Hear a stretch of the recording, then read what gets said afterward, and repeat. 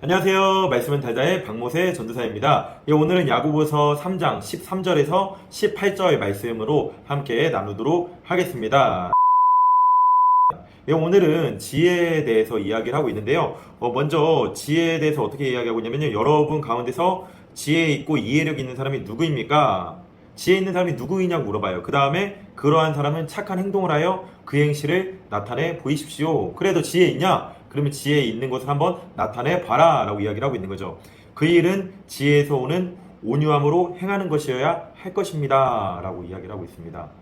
지혜 있냐? 한번 나타내 봐라. 근데 그 지혜를 행하는 것은 온유함으로 행하는 것이어야 할 것입니다 라고 이야기를 하고 있습니다. 그러면서 이제 하늘에서 내려오는 지혜가 아니라 어떻게 보면 인간의 지식과 잔머리일 수도 있겠죠. 그것에 대해서 어떻게 이야기를 하냐면요.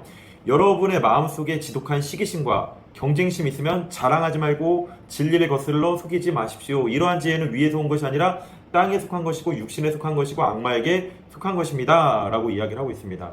우리들은 그러니까 내가 뭔가 잘 되고 하는 것을 지혜라고 생각을 하는데, 지금 여기서 하늘에서 오는 것과 땅에서 나는 것을 구분지어서 이야기를 합니다. 뭔가 우리가 사실 돈도 많이 벌 수 있고 세상에서 말하는 성공을 할 수 있습니다.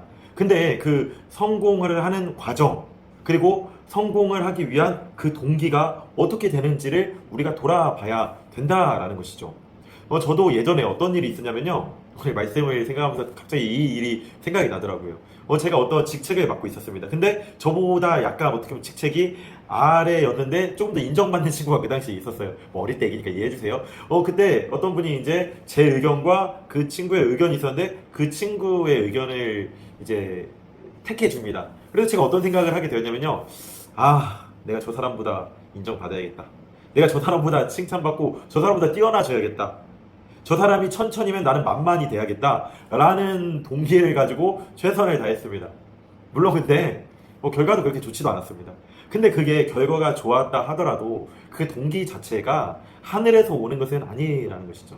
그리고 또 과정은 어떠합니까? 우리가 어떤 성공의 과정, 어떤 인정의 과정, 칭찬의 과정을 겪을 때 어떤 사람을 누르기도 하고 좋지 않은 방법을 택해서 그것들을 통해서 세상에서 말하는 성공을 한다 할지언정 그것이 정말로 하늘로부터 오는 지혜는 아닐 것이다 라는 거죠.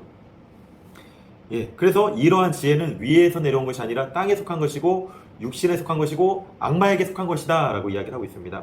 시기심과 경쟁심 있는 곳에는 혼란과 온갖 악한 행위가 있습니다.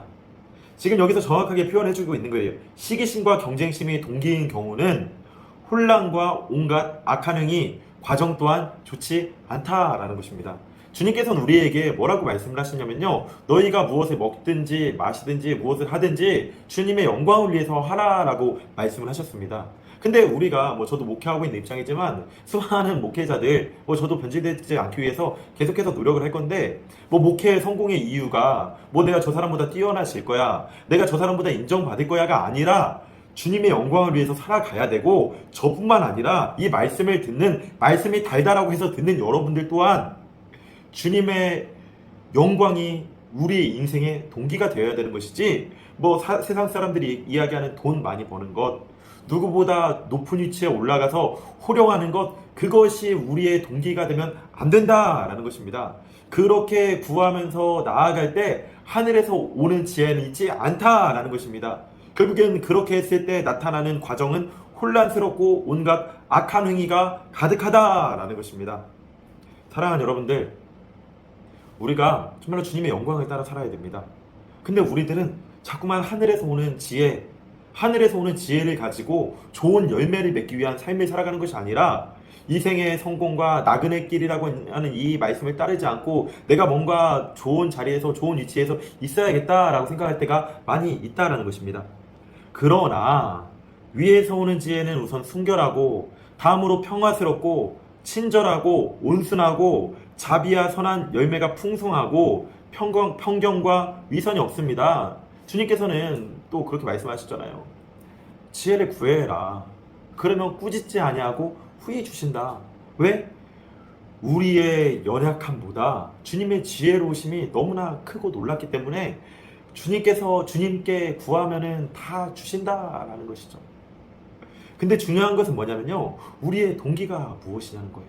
그 동기를 통한 그 과정이 어떠하냐는 거죠. 여기서 분명히 이야기하고 있어요.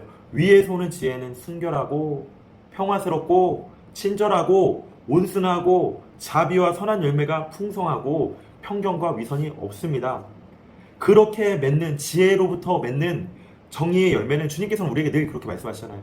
열매로 그들을 알지니 라고 말씀하시는 그 중요하다고 생각하는 그 열매 가운데 정의의 열매는 평화를 이루는 사람들이 평화를 위하여 그 씨를 뿌려서 거두어들이는 열매입니다 라고 이야기를 하고 있습니다. 사랑하는 여러분들, 저는 이 말씀을 듣는 여러분이나 저나 지혜로워졌으면 좋겠습니다. 그래서 정의의 열매, 평화를 이루는 사람들이 되었으면 좋겠습니다. 순결하고 평화스럽고 친절하고 온순하고 자비와 선한 열매가 풍성하고 편견과 위선이 없는 그 지혜를 구하시기 바랍니다. 그래서 세상 사람들에게 정말로 주님의 영광을 구하면서 살아가자 외치셨으면 좋겠습니다. 아파하는 영혼들에게 지혜롭게 정말로 복음을 전했으면 좋겠습니다. 근데 그 이전에, 지혜를 구하기 이전에 나의 동기를 돌아봤으면 좋겠습니다. 내가 왜 지혜로워지려고 하는지, 그리고 그 지혜를 통해서 이루어지는 과정은 어떻게 할 것인지 돌아봤으면 좋겠습니다. 우리 지혜로워집시다. 하늘에서 오는 지혜를 구합시다. 땅에서 정말로 서로 경쟁하고 좌절하고 낭망하면서 살아가지 마시고 하늘로부터 오는 지혜를 통해서 정의의 열매, 평화를 이루는 그 열매를 맺으면서 살아가시는 여러분들 되시기를 바라고 소망합니다.